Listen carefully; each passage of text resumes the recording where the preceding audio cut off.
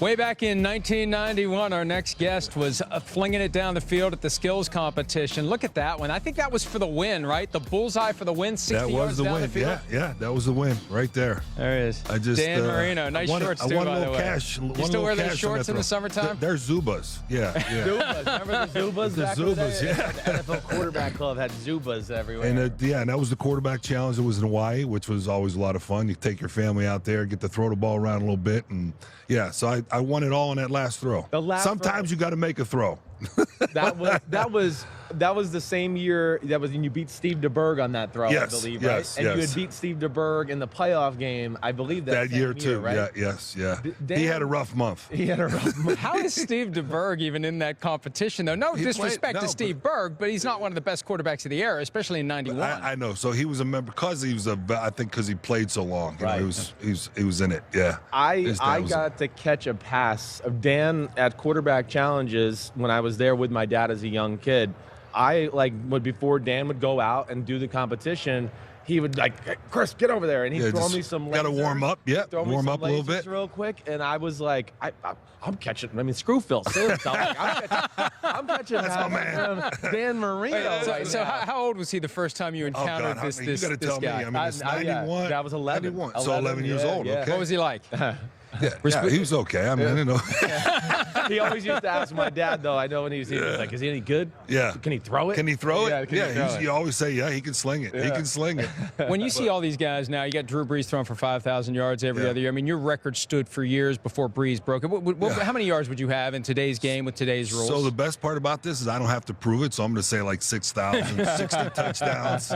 But it is, I would say it is probably a lot easier to throw it now, and people are throwing it more too. So that's another factor as far as the yards and there's the run after catch, the whole thing, the bubble screens. They're usually we didn't do it a lot. You didn't get cheap completions. Yeah, we didn't do a lot of that stuff. Yeah, you throw a screen, but not the bubble screens like they do now. Yeah, I've always made that defense with you and guys like John Elway because Peyton Manning at the end of his career he'd be 9 for 10. And you go, he didn't throw a ball for over 5 yards to start the game. It's all on the line of scrimmage. And that wasn't part of his game in general. But I mean, I think the big thing too. At what point in your career did you feel like your arm was just in peak physical condition, and at what point in your career did you feel like it started to go oh, okay, damn, I got to start warming up? Yeah, you know what? I felt pretty good about throwing the ball throughout my whole career. Really, what stopped for me was my legs.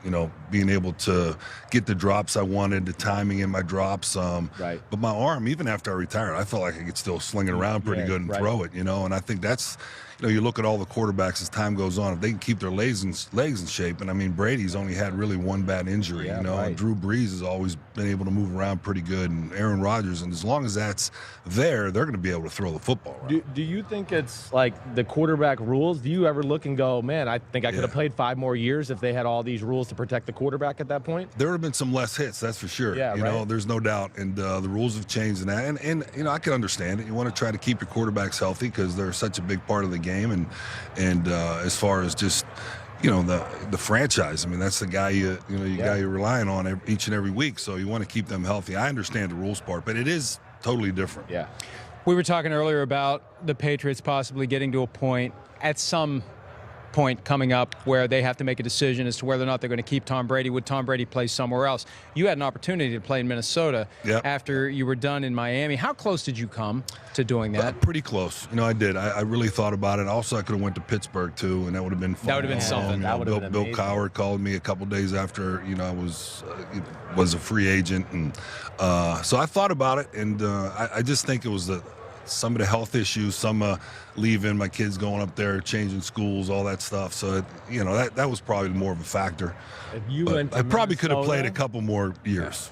If you went to Minnesota, fanboy over here, he would have had your jersey. Or I can get you one if you want. Or if he didn't we can make one up. If you didn't have a good year, though, he might have really hated on you too. So you never know. Kirk Cousins won't come on this week. Kirk Cousins is coming nowhere near this stage. I won't let him. Did it bug you that the Steelers didn't draft you? Was that something that you carried around in your head for a while? I think in general, when you look back, because I thought I would be picked higher than I was. Yeah, so it's like, you want to show these guys, hey, I should have been picked. But I didn't carry it around long. It's one of those things. I was fortunate to go to Miami with a team that just came from the Super Bowl the year before they lost. So we had some players, and I think it helped me as far as my young career was concerned and how I developed pretty quickly. And then you got to beat them in an AFC Championship game. So I'm sure that probably you're like, all right, eat that. You know? And Jack Lambert was on that team, and Donnie Shell. Yeah, so it was pretty cool. All right, go ahead. Sorry. The young quarterback in the league right now. I mean, Patrick Mahomes had a Dan Marino year this year. I mean, second year, 50 touchdowns, 5,000 yards. I mean, what's your impressions of him? He's exciting to watch. When you looked at him in college and looked at him on tape, he's like, wow, this kid's, he's throwing it from the hip. He's throwing it all different arm angles and going down the field. And I just enjoy watching him. I love watching quarterback play like that when he feels like he can make any throw at any time. I mean, it's pretty cool to watch. Why do you think more teams weren't on him 2 years ago? It wasn't really clear where he was going to go in round one. There was a cluster of guys entering. Deshaun Watson, where he's going to go. Where's Mahomes going to go? Where's Trubisky going to go? And now in hindsight, you find out there were several teams that were kind of secretly like, we really, really, really wanted this guy. Why wasn't he regarded by everyone as a can't-miss prospect? I don't know. I think sometimes, you overanalyze things as far as, technique and, because the way his style of play, maybe that's what it was, Oh, well, he sometimes he doesn't, square his body up to throwing out, and he throws across his body. But at the end of the day, it's about results, and that kid can make throws from any angle. And so maybe they just, maybe overcoach it or overanalyze it. Yeah, right. And plus it's Texas Tech, and they're all scared of that. Like, oh, gosh, this is the offense, whatever it is. He's throwing some bubble screens. Yeah, right. He's throwing some bubble screens. But he can throw anything. But with Mahomes, you throw everything out the window that you ever thought about a quarterback. It doesn't matter if you have a base. It doesn't matter if you do the drop perfectly. It doesn't matter if your hips are right. That guy can put his arm in any position from here down to here and make the throw. Even if we had to throw 50 yards down the field, no feet were on the ground. It wasn't the wrong foot. It was no feet. He was completely in the air, but he's got so much strength in that arm that he can get away with anything. Yeah, that's what I was saying. I mean, and then maybe that's why he didn't,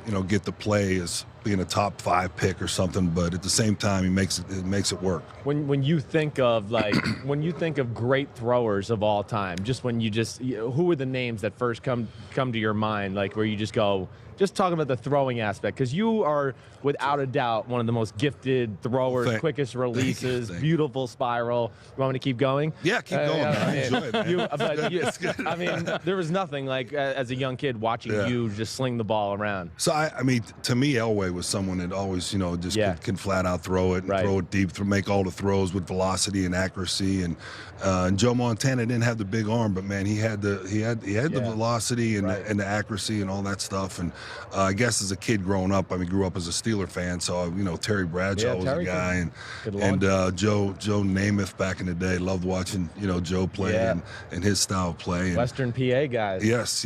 Right. And then today it's Aaron Rodgers. I mean, Aaron Rodgers can just flat out throw it, man. He's like you. I feel like his motion's a lot like you. It gets out quick, and he got velocity, he got everything. Yeah, right. I'm with you there. Before we let you go, you got a product that I need to know about after a week of junk food and going out to every restaurant, and then Super Sunday in the press box with all the food. I'm getting a little soft, I know.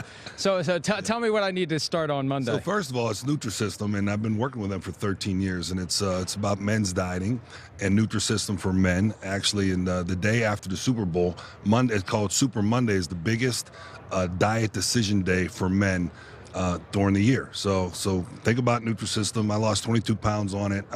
It's been a great relationship for a lot of years. So NutriSystem for men, yes. Yeah. Super Monday. I'm gonna need it myself. All right, we're going into we're calling this the Fish Bowl, but since it's you, we'll call it the Dolphin Bowl. Okay. Yeah. What is it? Go ahead. We're just random. Find out. He wrote the question, so God only knows what's coming out of there. Questions. Yep. I don't have my glasses on. Oh, I can read it for you. That's good. This is great. I'm reading for Dan Marino. Where would you like to retire and why? I think he's already there. Yeah. Retire, but I don't think you ever want to retire. You always want to do something and be active and be involved in some way. Where I would retire, right where I'm at, Fort Lauderdale. Yeah. Hey, That was too easy. Yeah, that was way too easy. We got a minute left, but you're really not retired because you're helping the Dolphins Sure. right now. How hard is it for you to help the Dolphins find the next Dan Marino?